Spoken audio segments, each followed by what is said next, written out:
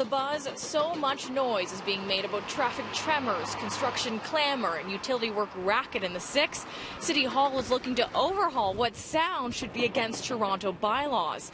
This as it's facing a new challenge. The responsibility to investigate noise complaints will no longer be shared between Toronto Police and the city.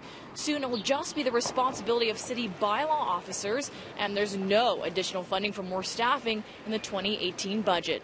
As it stands now, any noise complaints about a licensed establishment should be investigated within 48 hours. Meanwhile, construction complaints, get this, within 5 business days. So what's the point, and will that change? Here's what the city had to say.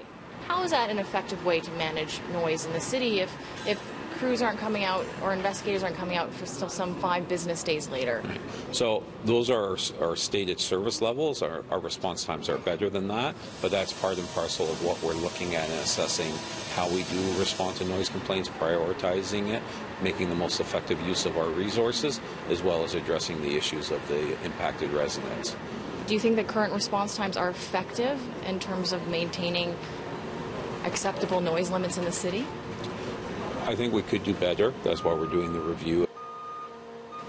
The city gets about 12,000 noise complaints every year. Now, joining me now, representing the Toronto Noise Coalition, is Ian Carmichael, and you're representing the residents as the bylaws get a revamp or an overhaul. What would you like to see changed? What we would like to see is a comprehensive review of best practices across jurisdictions.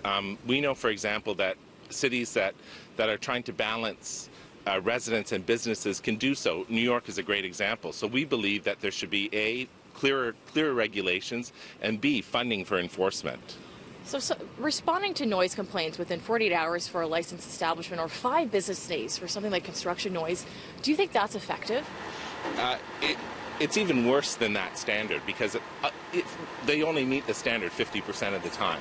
So it's absolutely ridiculous, and it's de facto no noise regulation in the City of Toronto currently.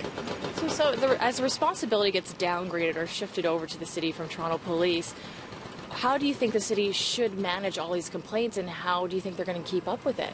What we think should happen really is we think that people who create noise should have to mitigate that noise. What that'll mean is that there'll be less enforcement required, but there will in fact have to be additional funding for more enforcement in the City of Toronto. Thank you so much for that, Ian. Now, Toronto Public Health also did a survey of just how noisy it is in the city to find out just how noisy it is and how often they go over provincial limits and what that effect is on your health. You can go to our website, citynews.ca. Amanda Ferguson, City News.